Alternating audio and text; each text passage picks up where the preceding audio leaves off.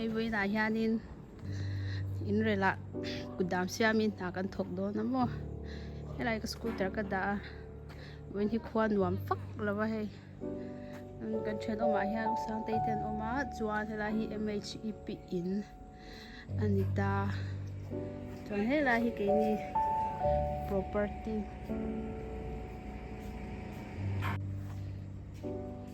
heng lai fencing ho hi siam thatanga ya lung rem te kan nga ya heng lai hei kau panga hian mo veida kamai ka charge me ka scan thei ngila ka man mo lu tukin ta so lai so ro ra man bang te nya hei helai level hi chhong nga na ni ta hei rel hui masa kan na ring le puram pu le athara le te poi kan na ko chha den chu na han tho do ti na ja ban thar lo lo te kan na thak le nga chuan mai khwan man rop man bang vel te kan da chuan heng lai hi step on khak na tur ban le chena min ka ra da na chu na tam rem rem khop me ya na ri chuan kudam kan la siam re ni storage room tur ti zem te heng lai hi tenki kan siama tuya khat pe ni chu ba tu kan khol mo mi ten lir hi lo ve la te aden an tia ma se lir ngir kho eng ti gang e om don ti kan hre chuang lawa lan risk ingkim hi risk ani chu mo kan siam be top me ni syntax hun buai doi doi ngai lo tu khan ka te nei kan chenom te kom chara cha han kal nei kan na man trom ria han kan phwa chok ni chu chuan hei ki mai kan ping bek tai kan thong ria nan tho ve bangin chung lama in hu ho kha china ka ti lan ho kha hei admai chu nya hei kan man ro bang be mo hei balu te so so lai po so balu te ni ta bo ta siam te rot nep ho ania chuan heng lai hi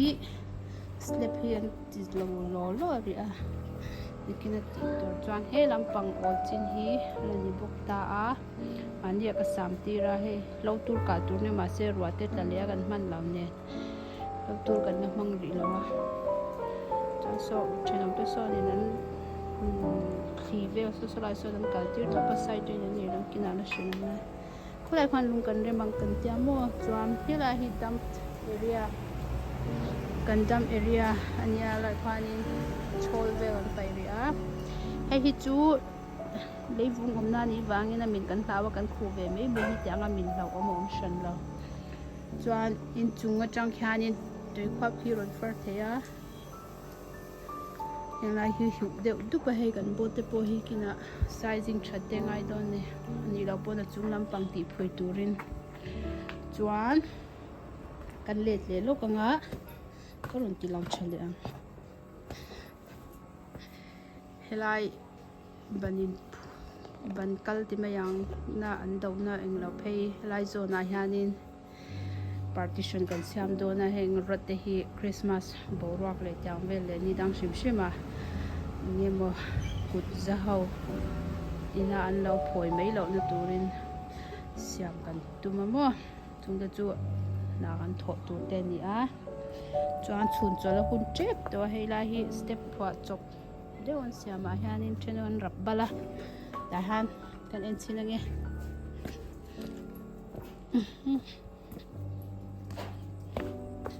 helai hi ni le ta otte malin ei tur ka siam theilo tia mo kan wam sam vak lawa tia tu khi lai a chak dewa tur tui deu na man tia mo ta chuan in chol du huna han kal top mai ro chuan tunge mo ming an ti khale dor nei tu ka shela henglai hi imamin kudama siam ti rania rang ba hlui mang ten hei hi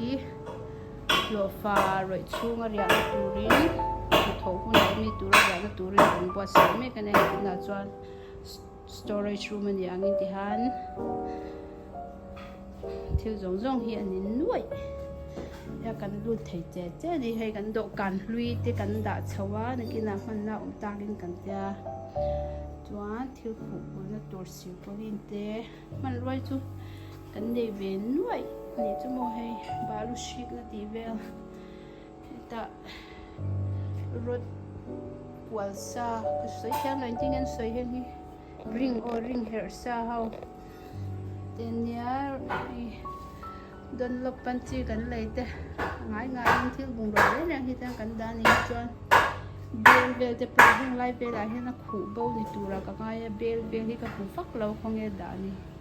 chi chu a hian a la nge rong bo na te gas engkin ti miang a oma kan lei ba kan ngai lo chuan heng hi chung ceiling kinan na pathanga mingin du le rem chan le plaster te kan na siamang chu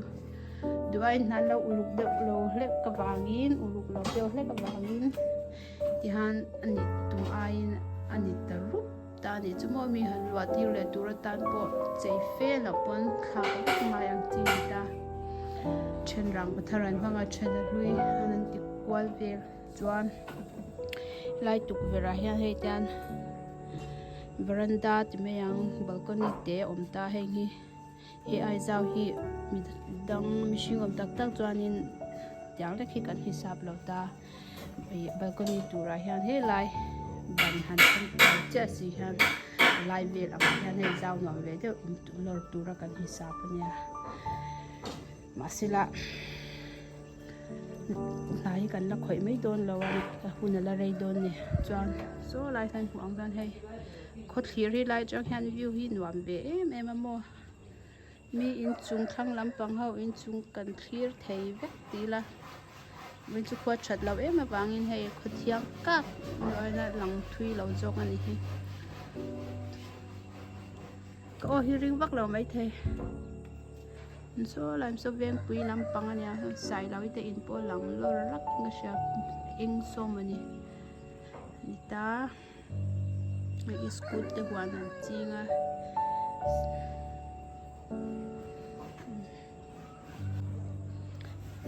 hei tuk ver le lama changin ka dale che kom char lampang kan ti me yang hei dam area ti kha thu lai khu ta mo ko ko lung ri deu aman do te khon siam haulam se na kina pai tir wat tur nya ti han kan la hoi bo san ri ni hi kulai drainage lai khu chang lampang chang han le hi tla china mo hei than pui nge nu zau